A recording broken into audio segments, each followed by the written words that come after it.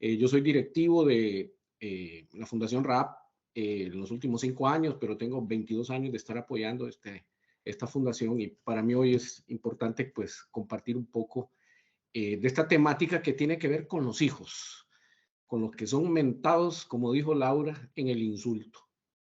¿Qué significa para todos estos niños, niñas, jóvenes, adolescentes trascender? A veces son una variable invisible, a veces son una variable postergada, que no necesariamente entran como prioridad dentro de la estrategia de respuesta ante la situación de trata, ¿verdad?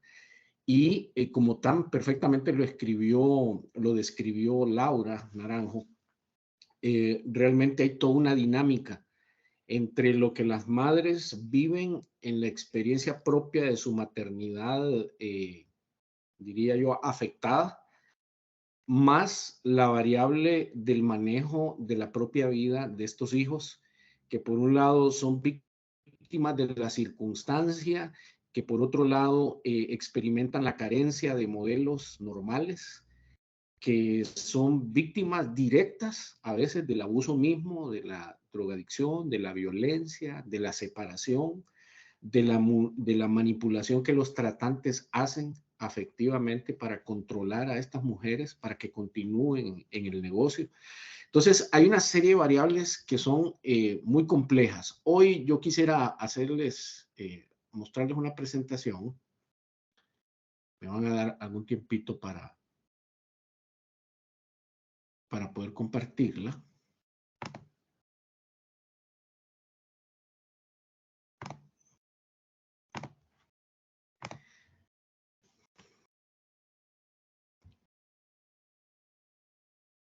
Quisiera compartir esta pantalla entonces con ustedes y hablar sobre algunas herramientas concretas para empoderar a los hijos de las víctimas de trata.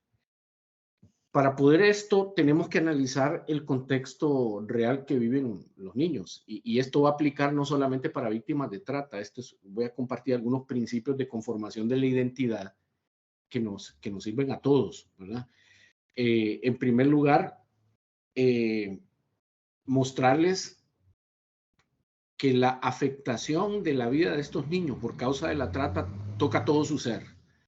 Por un lado, toca su cuerpo porque algunos de ellos mismos son, como ya lo dijimos, víctimas directas. Toca su mente porque les afecta haciendo una incepción ahí de temor, desilusión, frustración, impotencia, golpes a la estima, golpes a la dignidad humana, el corte de sus derechos y el sentido de la experimentación de la libertad. Y por supuesto, entonces toca la esencia de su espíritu, entendiendo el espíritu como esa parte nuestra que gobierna nuestra voluntad. Entonces, de repente los niños en su proceso de desarrollo se ven afectados en su capacidad de decidir, en su capacidad de moverse a la acción, en su capacidad de trascender. Entonces, estamos hablando que la trata afecta la integralidad de la persona, pero por ende afecta su personalidad. Esa fusión de dos características que son muy importantes.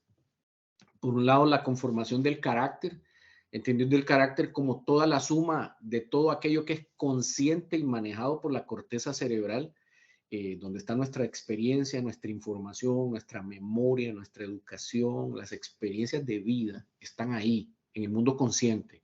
Llamémosle a eso carácter. O sea, un niño que se depriva de la oportunidad de recibir información, modelaje, un niño que en vez de experimentar buenos recuerdos, lo que tiene es un trauma, lo que tiene es dolor, lo que tiene es angustia, ha sido afectado en su carácter. Agreguémosle la otra variable, la variable temperamental, entendiendo como el patrón de respuesta químico emocional del cerebro que es inconsciente. El inconsciente que percibe nuestro instinto de sobrevivencia, que capta nuestros miedos, nuestras ansiedades, angustias, felicidad, placer también. Pero entonces, el ser entero, a partir de una experiencia dolorosa, es marcado, es marcado. Entonces, quisiera mostrarles cómo realmente nosotros acá, en la conformación de la identidad de un ser humano, hay elementos externos que son los elementos que van a aparecer en las afueras de este triángulo. Lo primero que se refleja es la apariencia física, ¿verdad? El niño se encuentra a sí mismo en un espejo y empieza a reconocer, a diferenciarse, a aceptarse, a estimarse en cuanto a su apariencia física, que a veces en el caso de la trata, en el caso del abuso sexual, la apariencia física muchas veces se convierte en una amenaza que hay que esconderla, de la cual somos víctimas, ¿verdad? Pero también algo que posiblemente ocultamos, rechazamos o al revés sobreenfatizamos. Otra variable de la conformación de nuestra identidad en su forma externa son los logros. Son las cosas que somos capaces de hacer y que la gente ve. Tanto apariencia como logros son vistos por otros. Igualmente, el sentido de el estatus. O sea, en qué lugar, en qué cultura, en qué tipo de patrón de consumo, en qué tipo de lugar yo vivo, cuál es la educación y cultura de mi casa. Esas cosas son visibles, ¿ok? Entonces, en una experiencia como la que viven los hijos de las mujeres que son tratadas, quizás ellos tienen deprivación de logros y una deprivación de estatus. O sea, se sienten esclavos, se sienten menos que personas, se sienten desvalorizados. Y esto es el resultado de lo que ocurre al interior del ser humano. Es la cantidad de amor, protección, cuidado que recibimos, la cantidad del sentido de valor que se nos da, ¿verdad? Y mucho de esto está ligado, el sentido del valor, al sentido de la disciplina. Si yo soy tratado inhumanamente, mi sentido de valor se pierde. Y eso va generando igualmente un sentido de insuficiencia. Yo debería, como ser humano, ser una persona que se siente completa, se siente plena, se siente totalmente capaz de enfrentar los retos que la vida le demandan a un varón, que le demandan a una mujer. Entonces, esa conformación de identidad, obviamente sin modelaje, cortando relaciones de afecto, experimentando violencia, experimentando castigo físico, experimentando rechazo, experimentando separación entre los seres queridos, obviamente va dañando el sentido de la identidad. Y entonces aquí es donde quisiera mostrarles una evolución en el tiempo. Erik Erikson, un famoso psicólogo norteamericano, planteaba los procesos de desarrollo psicológico de los niños. Y él planteaba que de los 0 a los 5 años, un niño normal debería contestar afirmativamente a la pregunta: niño, Willa, ¿usted lo ama? Si este niño podría decir que sí, de los 0 a los 5 años he recibido la información que yo necesito para saber que soy una persona que recibe amor, afecto, que es suficiente, que es apreciado, este niño va a andar con una personalidad completa, segura por el resto de la vida. Si la respuesta es negativa, este es el niño que se convierte en un adulto que permanentemente anda haciendo esta pregunta. Y es esa sed que tienen las personas de buscar la afirmación de ser amados cuando ya son adultos y que aún en una relación de pareja no le es suficiente, sino que tiene que seguir buscando y buscando y buscando sin encontrarlo. Entonces, un niño que ha sido separado, un niño que ha sido violentado, que ha sido abusado, un niño que realmente ha sido maltratado, obviamente va a tener una carencia de afirmación sobre quién es. Entonces, de los 6 a los 12 años, surge una segunda pregunta. Yo puedo, que es la época escolar. Este niño puede salir adelante o no puede salir adelante. Si él cree que sí puede porque aprendió, porque desarrolló habilidades, competencias, experiencias, entonces va a ser un niño nuevamente seguro, que va a poder tener resiliencia, capacidad de salir adelante en medio de la adversidad. Igualmente, un niño que no recibió esa afirmación, ese usted puede, ese bien hecho, esa afirmación de eres lindo, eres linda, tú eres el estudiante aquí brillante y este tipo de cosas, si no recibe eso, entonces va a ser una persona que vive en inseguridad. Entonces sabemos que las víctimas de trata, sus hijos, son niños que están carentes de este tipo de afirmación positiva. Y más adelante, pues, viene la afirmación en la adolescencia de quiénes somos y posteriormente a qué me voy a dedicar, ¿verdad?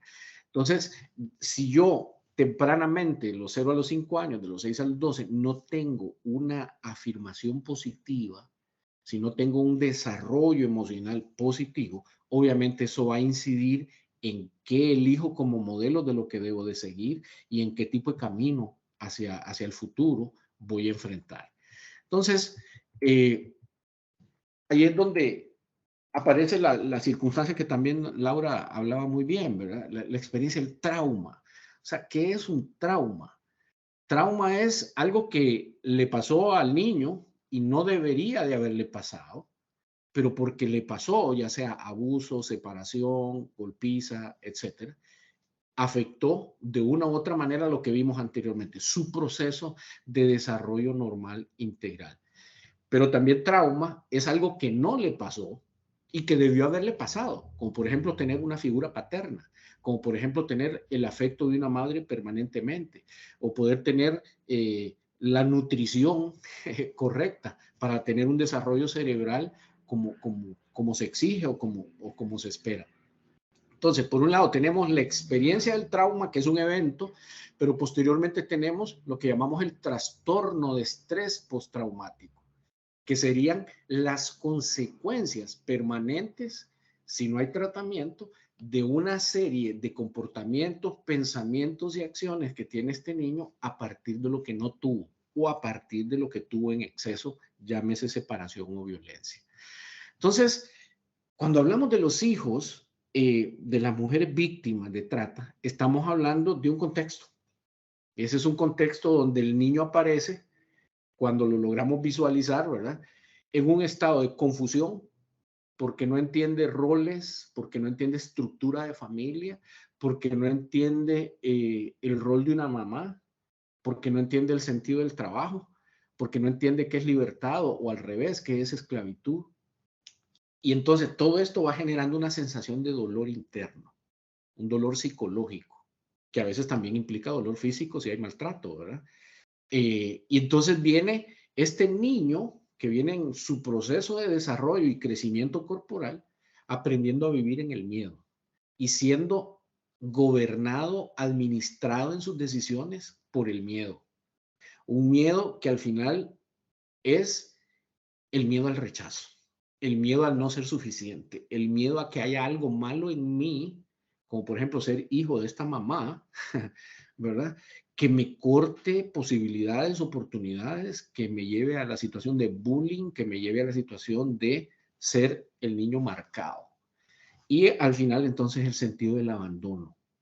Ojo, a veces no solo es que es sentido, es que están literalmente abandonados, abandonados por la sociedad, abandonados por la familia, abandonados por la mamá, abandonados por el papá, abandonados por el sistema. Entonces, todo este niño viene creciendo en una maraña de sentimientos que a la larga generan una sensación de impotencia. O sea, ante esto tan grande, ¿qué puedo hacer yo? Ante esto tan grande, ¿qué es mi futuro? ¿Qué sigue? Etcétera. Y entonces, el miedo y el dolor juntos tienden a buscar, y lo voy a explicar al final, tienden a buscar ser anestesiados, ¿verdad? Y ahí surge muchos mecanismos que la misma violencia, la droga, el alcohol, muchas conductas, ¿verdad? Que se buscan como una especie de salida a toda esta maraña. Entonces, prácticamente, ¿qué necesitamos ante la realidad de la existencia de estos hijos, de todas estas víctimas? Creo que lo puse gráfico para que no lo olvidemos. Creo que lo primero que tenemos que hacer es visibilizar el problema y visibilizarlos a ellos más allá de una estadística, visibilizarlos como personas, ¿verdad? Realmente necesitan ser los niños integrados a los procesos, a los programas, a las planificaciones, a los presupuestos como una prioridad. O sea, realmente los niños no son el futuro de este país, los niños son el presente de este país. Y son niños que ya están creciendo con bastante carga y con bastante carencia. Por lo tanto, visibilicémoslos, veámoslos, atendámoslos, tratémoslos con la dignidad que se merecen Fácilmente el tema de la trata es fácilmente identificado en el foco central de la mujer, pero aquí tenemos también no solo un apéndice, sino realmente víctimas directas, que son sus hijos. Entonces, para eso, usemos la moto, ¿verdad? Una herramienta es busquemos la manera más ágil de buscar ayuda para estos niños. Realmente, a menor edad en el que se haya recibido abuso o se ha recibido trauma o se ha experimentado ser víctima de trata, a menor edad, mayor oportunidad para que a futuro las consecuencias sean más duraderas. Porque recordemos, el cerebro está en esa edad totalmente permeable, el trauma perfectamente puede dañar procesos cerebrales muy importantes de pensamiento, de sentimiento, etcétera. Entonces, en vez de ir por el lado de la burocracia, en vez de quedarnos atrapados en un papeleo técnico, tecnocrático, necesitamos buscar vehículos ágiles. Yo puse ahí la motoneta, ¿verdad? Como una manera de tratar de salir de este tránsito, de este cúmulo de acciones y de instituciones por las que hay que pasar para buscar ayuda, etcétera. Necesitamos, para los niños, buscar un mecanismo más rápido y más fácil. Y eso nos lleva a personalizarlos, a identificarlos como personas. Y una de las principales cosas que creo que un niño necesita en este momento es ser escuchado. Y ser escuchado implica tener permiso para hablar. La palabra adicto significa sin palabras. Por lo general, un adicto es una persona que realmente experimentó dolor, experimenta sentimientos profundos, tiene una conmoción o una confusión emocional por experiencias de vida, pero no ha sido capaz de trasladarlo y comunicarlo. Y por lo tanto, descargar la energía química que tiene todas esas experiencias. Entonces, muchos de los niños, la mayoría de los niños que no reciben el apoyo y el proceso correcto en todo esto, son niños que guardan.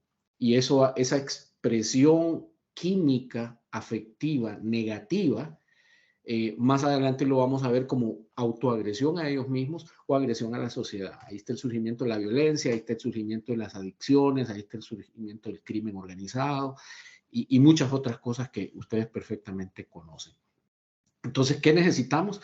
Crear espacios de diálogo para estos niños, espacios de socialización con el cuidado de no revictimizar, que esa es una de las cosas más complejas, ¿verdad? Cómo hacer que hablen sin que necesariamente tengan que estar recordando y repitiendo los procesos dolorosos que han vivido. ¿Qué más necesita un niño? Un niño que ha vivido estas experiencias de separación, estas experiencias de esclavitud, son niños que han perdido la estructura del día a día. Perdieron la estructura de los tiempos de comer, la estructura del tiempo de educación, el tiempo del juego.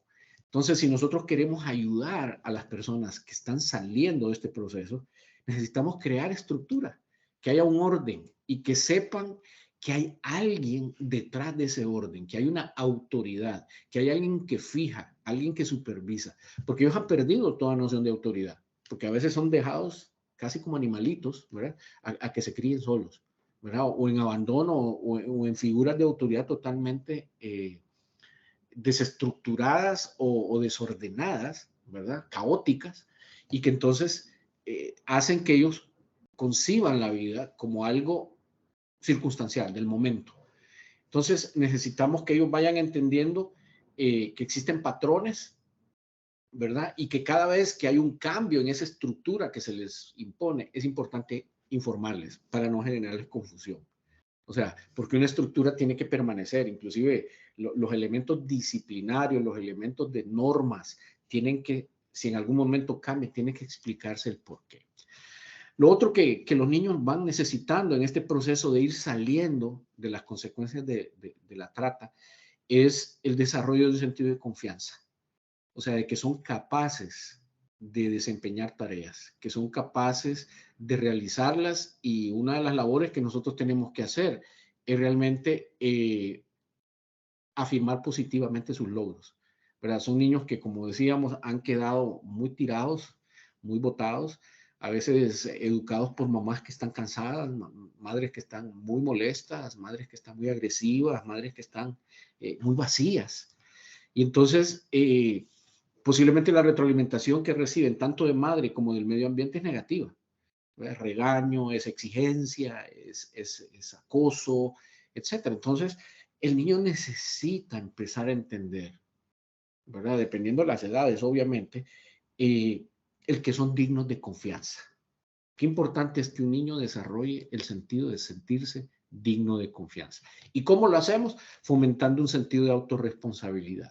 O sea, como bien lo dijo también Laura, no hay que tener lástima de este tipo de personas, porque no es la lástima la que debe de ayudar, es realmente devolverles el sentido de la dignidad.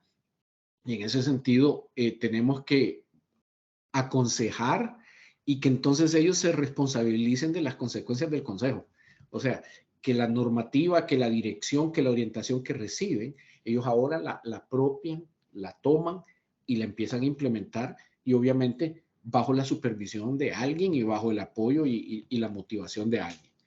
Entonces, ¿qué necesitamos en ese proceso? Ahí donde el niño empieza a asumirse, empieza a crecer, empieza a aprender. Importante evitar los regaños.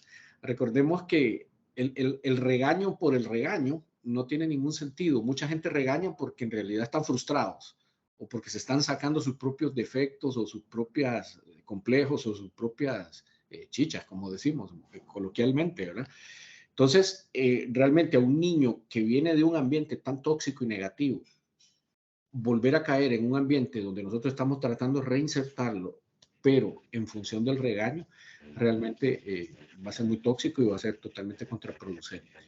¿Qué se necesita entonces? Orientar. Y orientar significa estar presente. Orientar significa comunicar con claridad. Significa abrir la oportunidad a la pregunta. Significa ayudarle a ellos a analizar lo que no estuvo bien cuando se equivocaron, pero que aprendan a corregir. Y eso no significa que tenga que haber violencia física ni que tenga que haber, nuevamente, abuso hacia ellos para tratar de obtener lo que uno quiere. Entonces, hay que ser vigilantes de esa parte.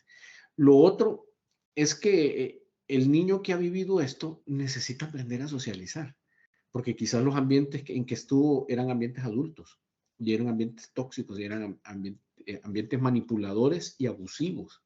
Entonces, qué importante volver a sacar a estos niños de esos ambientes y promover que tenga una interacción diferente entre niños como ellos, de su misma edad, ojalá, y que tengan una provisión de modelos y de oportunidades de ver cómo funcionan otras familias, porque no todas las familias son disfuncionales, ¿verdad? Y entonces, en ese sentido, qué importante es que ellos puedan tener un modelaje, un modelo correcto. Cómo funciona un papá, cómo funciona una mamá, cómo funciona alguien entre hermanos, ¿verdad? Entonces, esto es un proceso de aprendizaje que por supuesto es lento y que por supuesto es complejo y que implica toda una intervención interdisciplinaria y a veces no existen los recursos, ni el tiempo, ni el dinero como para hacer todo esto. Pero bueno, qué importante es que nosotros desde la institucionalidad podamos ir pensando en cómo se pueden crear los espacios para este tipo de cosas. Lo otro, y finalmente, es buscarles oportunidades de aprendizaje. O sea, un niño que ha estado en un ambiente ligado al crimen, ligado al abuso, ligado a espacios donde realmente el mundo se vuelve pequeño, se vuelve una cueva, se vuelve oscuro.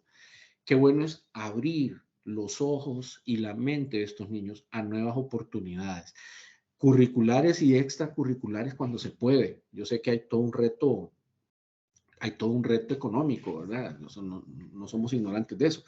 Pero qué bueno es buscar oportunidades donde a través, por ejemplo, de la recreación educativa, o sea, oportunidades de hacer cosas diferentes a las que han tenido, exponerlos a un mundo, exponerlos a nuevas oportunidades, que entiendan que el mundo es de colores, que el mundo no era negro como siempre lo vieron o gris como siempre lo vieron.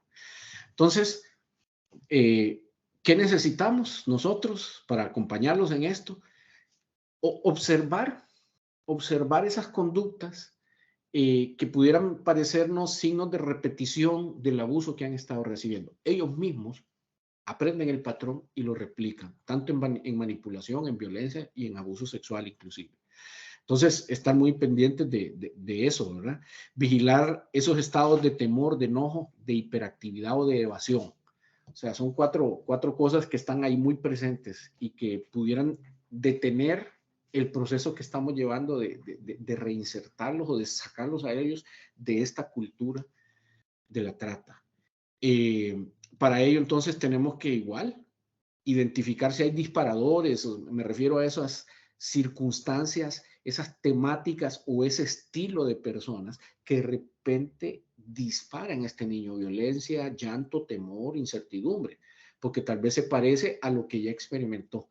Entonces tenemos que evitar algunas actividades que pudieran ser disparadores o desencadenantes de temor o de angustia.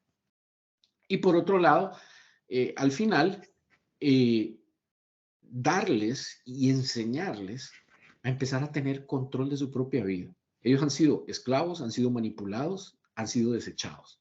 ¿Qué necesitan? Aprender a tener control de sus decisiones. Y para eso tenemos que darles oportunidades de elección. No nosotros decidir por ellos porque creemos que son menores o porque son incapaces. No, más bien es al revés. Es irles dando ese sentido de autoconfianza para que aprendan a decidir entre el bien y el mal, para que aprendan a decidir entre una buena oportunidad y una mala oportunidad. Y que entonces ellos empiecen a asumir, ojo, mayores de 11 años, ojalá el sentido del respeto. Perdón, el sentido de la consecuencia. O sea, tomar decisiones, te responsabilizas de las consecuencias. Entonces, para terminar, porque quiero respetar el tiempo de todo, habrá sido un día largo, quisiera mostrarles algo que va a ser muy, pero muy importante que usted nunca olvide. Vamos a ver, un niño que ha experimentado de privación, que ha experimentado todo lo que hemos dicho anteriormente, abuso, soledad, miedo, angustia, hambre, etc. Es un niño que de tanto en tanto mostrará una emoción negativa. Imaginemos que la emoción sea el enojo. Usted tiene un niño de cualquier edad que está enojado.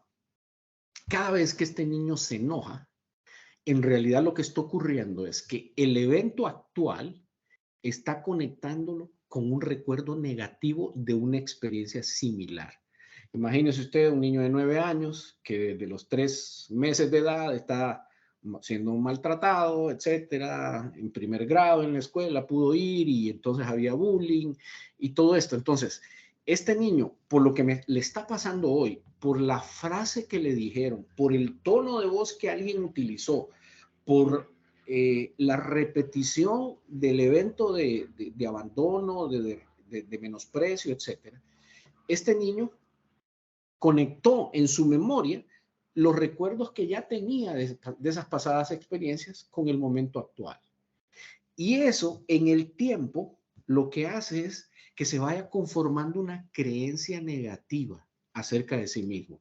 Yo soy una basura, yo soy feo, yo soy fea, yo no puedo, yo soy inútil, a mí nadie me quiere, yo voy a vivir sola, mi papá me abandonó, mi mamá me va a abandonar. Y empieza a haber una maraña de procesos internos que generan lo que ya mencionamos, un dolor psicológico. Empieza a haber un dolor interno. Ese dolor interno es lo que las personas, normalmente, todo el mundo en realidad, automedicamos. Y automedicación significa una acción paliativa de ese dolor, una decisión de un acto temporal que por un momento me hace olvidar el dolor, manejar el dolor, administrar el dolor si usted quiere, pero que en realidad en el futuro se va convirtiendo en otro problema más grande.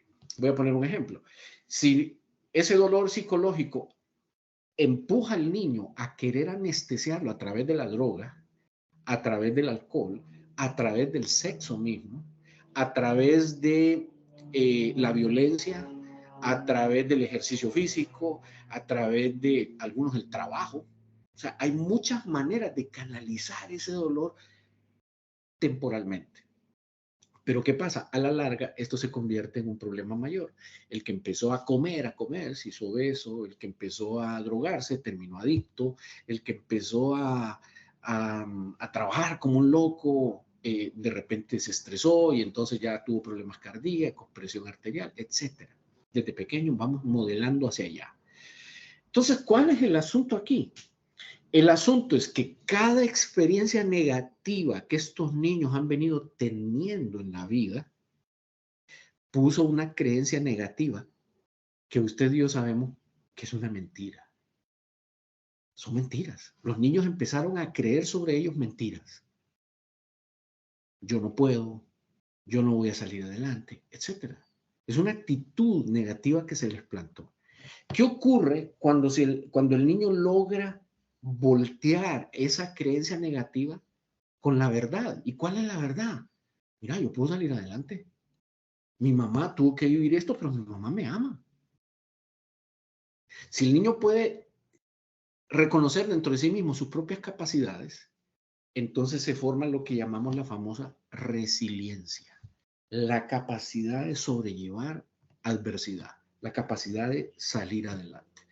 Entonces, si yo pudiera resumir todo esto que yo les he hablado hoy, es ¿qué necesitan los hijos de las víctimas de trata? ¿Qué necesitan? Necesitan encontrar su propia verdad y necesitan desprenderse de todo el montón de mentiras incapacitantes que han ido aprendiendo en el camino. Entonces, si hay algo que el sistema de atención, las organizaciones, el gobierno, cada uno de los profesionales que intervenimos en este tipo de cosas, si hay algo que pudiéramos hacer es mostrarles a los niños la verdad de lo que son. Tengo ahí dos figuritas, un círculo y un cuadrado. Todos tenemos un diseño.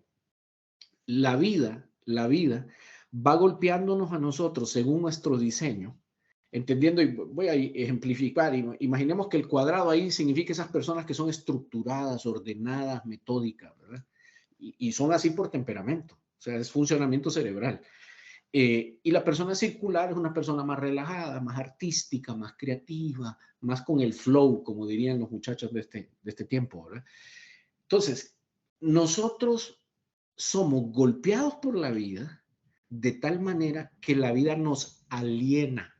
Alienar significa dejar el diseño original de lo que nosotros éramos. El niño que era círculo y que es forzado por sus padres a querer convertirse en un cuadrado rígido.